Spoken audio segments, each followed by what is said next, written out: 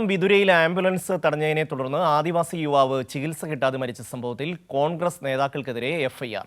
സംഭവത്തിന്റെ ഉത്തരവാദിത്വത്തിൽ നിന്ന് കോൺഗ്രസിന് ഒഴിഞ്ഞുമാറാൻ കഴിയില്ലെന്ന് DCC ജനറൽ സെക്രട്ടറി ലാൽ റോഷിയെ ഒന്നാം പ്രതിയാക്കി പോലീസ് എഫ്ഐആർ രജിസ്റ്റർ ചെയ്തത്. ആശുപത്രി സംരക്ഷണ നിയമപ്രകാരം ജാമ്യമില്ലാ വകുപ്പ് ചുമത്തിയാണ് 10 കോൺഗ്രസ് നേതാക്കൾക്കെതിരെ കേസെടുത്തത്.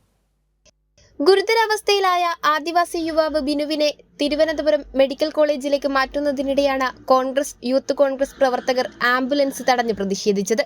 പിന്നാലെ ചികിത്സ ലഭ്യമാകാൻ വൈകിയതിനെ തുടർന്ന് ബിനു മരണപ്പെടുകയായിരുന്നു. എന്നാൽ ആംബുലൻസിന് ഫിറ്റ്നസ് ഇൻഷുറൻസ് സർട്ടിഫിക്കറ്റ് ഇല്ലാത്തതിനാലാണ് വാഹനം തടഞ്ഞതെന്നതായിരുന്നു പ്രവർത്തകരുടെ വാദം.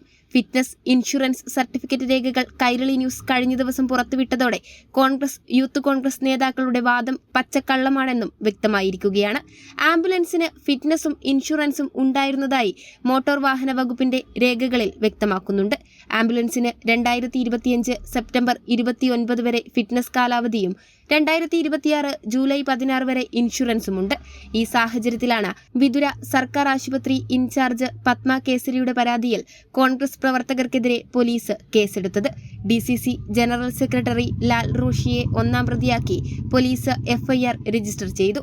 ആശുപത്രി സംരക്ഷണ നിയമപ്രകാരം ജാമ്യമില്ലാ വകുപ്പ് ചുമത്തിയാണ് 10 കോൺഗ്രസ് നേതാക്കൾക്കെതിരെ കേസെടുത്തത്.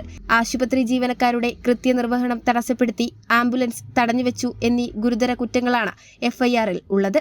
സംഭവത്തിൽ ശക്തമായ നടപടി സ്വീകരിക്കുമെന്ന് ആരോഗ്യവകുപ്പും വ്യക്തമാക്കിയിരുന്നു. കൈരളി ന്യൂസ്, തിരുവനന്തപുരം.